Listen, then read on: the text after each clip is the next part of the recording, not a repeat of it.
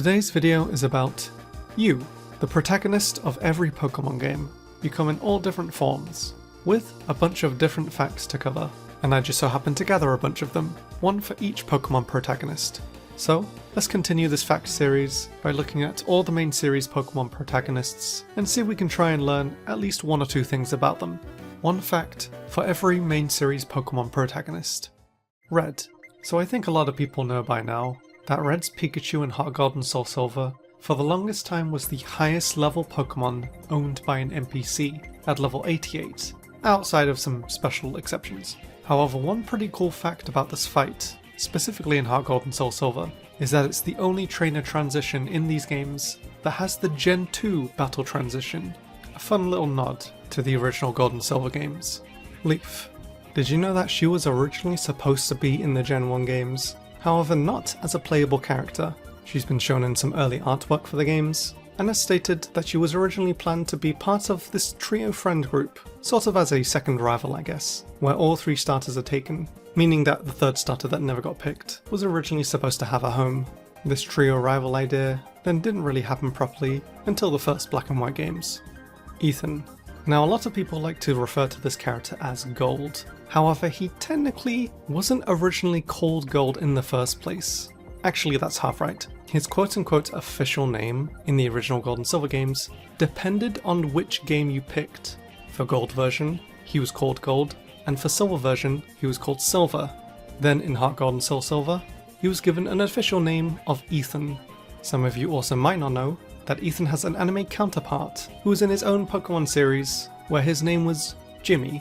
Jimmy never really interacted with Ash. However, one pretty cool fact about him is that he was voiced by none other than Sean Schemmel, who, if you don't know, also voices Lucario, and another pretty classic anime character.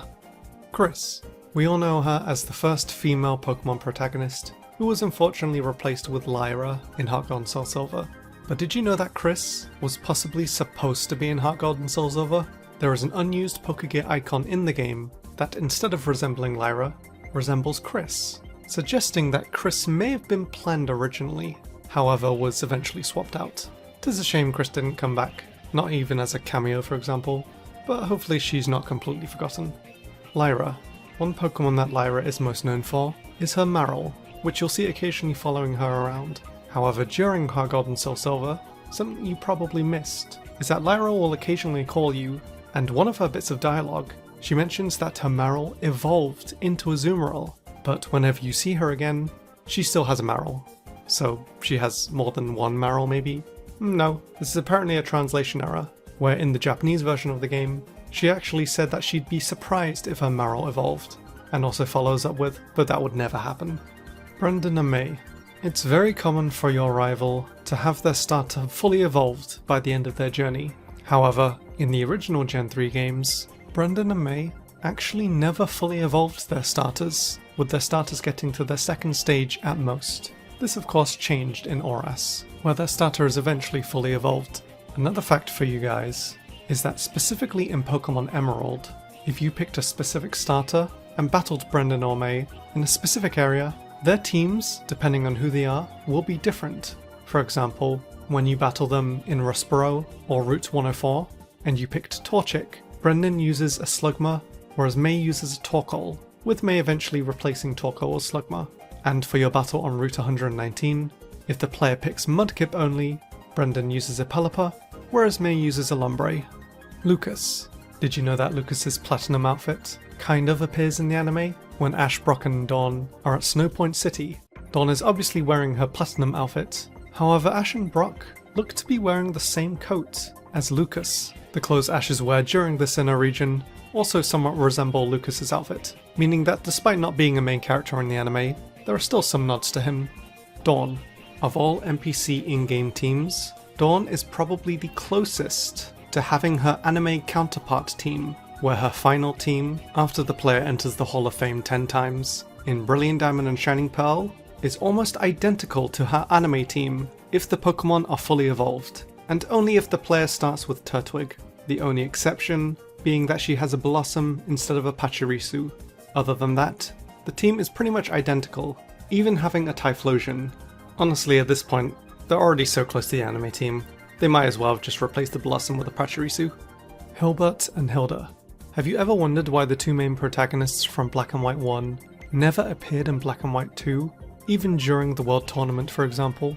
Well, apparently, at the end of Black and White 1, they joined Lucca in a quest to find N, which is also the reason why Lucca isn't in Black and White 2. When you go to Hilbert and Hilda's mum's house in Black and White 2, she'll mistake you for the Black and White 1 protagonists, saying, "Did you find the friend you were looking for? Wasn't his name something like N?" So yeah, probably won't be seeing them anytime soon. Unless, maybe a future Legends game? Maybe? Nate and Rosa. For the most part, Pokemon protagonist names aren't picked at random. There's a certain meaning to the names that they're given, with Nate and Rosa being no exception to this, where the meaning of their names together is resonate. This is apparently what their names mean in almost every language, and pretty much works perfectly, given that it's the word that their names create together. Continuing with protagonist names and their meanings, did you know that Calem and Serena's names stand for calm and serene? But more interesting than that is what these characters' potential names were. At one point, Calem's name was Xavier and Serena's name was Yvonne, with their names respectively starting with X and Y. Honestly would have been pretty fitting, but Calem and Serena also work fine. Elio and Selene. Some more name facts for you. The protagonists of Pokémon Sun and Moon have names that resemble Greek gods of all things, with Elio sharing his name with the Greek god of the sun, Helios, and Selene sharing her name with the goddess and personification of the moon. Again, very fitting names with very cool backstories. Chase and Elaine. Obviously these two, as well as Trace, replace Red and Blue as the player and rival. However, Red, Blue, as well as Leaf are still in Let's Go Pikachu and Eevee, which means that Chase, Elaine, and Trace's journeys more or less mimic Red, Blue, and Leaf's journeys. But what's even weirder is that Oak mentions in the game that one of his dreams is to complete the Pokédex, and that he wants you guys to do it, which implies that Red, Blue, and Leaf never did themselves, meaning that maybe this is a different Red, Blue, and Leaf from the original Red, Blue, and Yellow?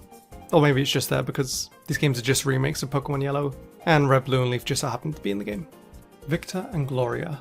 Almost every character in Sword and Shield had numbers on their jersey that were for a specific reason, with Victor and Gloria having their number in all the advertisements being 227, with that being the date of Pokémon Day, and Victor in Pokémon Evolutions having his number as 25, symboling Pokémon's 25-year anniversary.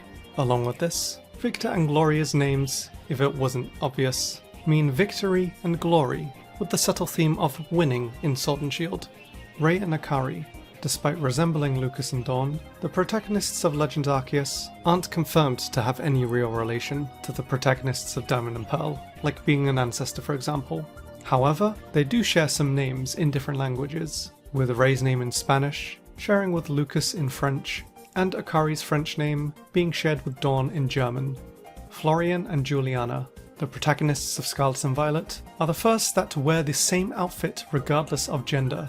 In fact, Scarlet and Violet are also games where you don't even pick a gender, outside of Florian and Juliana being shown as what appears to be a boy and girl in the advertisements. In-game, not only is your gender never specified, but you're able to pick the exact same outfit regardless of who you pick, which is most likely how the games are going to go forward. Finally, let's end with some of the protagonists of the Pokémon side games. Wes from Pokémon Colosseum. This is the first character whose starter Pokémon are not only higher than level 5, but also starts with more than one Pokémon, being an Espeon and Umbreon. Not only that, but Wes is the first and so far the only protagonist who has ever been part of a villain team, being Team Snag'em. I mean, I guess this could have been the case in Red and Blue as well, if we were given the option to join Team Rocket, which let's be real, we definitely would have. Michael from XD Gale of Darkness. Fun fact about him, he uses his right arm to throw Pokeballs at wild Pokemon, whereas he uses his left arm to throw Snag'em balls. So I guess he's the only canonically ambidextrous main character in a Pokemon game, maybe? And finally, we have Nate and Cindy from Pokemon Battle Revolution. Nate is technically the first main character called Nate, since Battle Revolution came out before Black and White 2, where the main character is also called Nate. And as for Cindy, her trainer class is a Sprout trainer, which is an exclusive trainer class to Battle Revolution. Yes, those are literally the most interesting things I could find about Nate and Cindy. And that is a fact for each main protagonist in the core Pokemon games, as well as some extras. Hopefully you learned at least one new thing you didn't before, and if you did enjoy, please do leave a like, as it does help the video out, subscribe for more Pokemon videos in the future, and until next time, thank you so much for watching.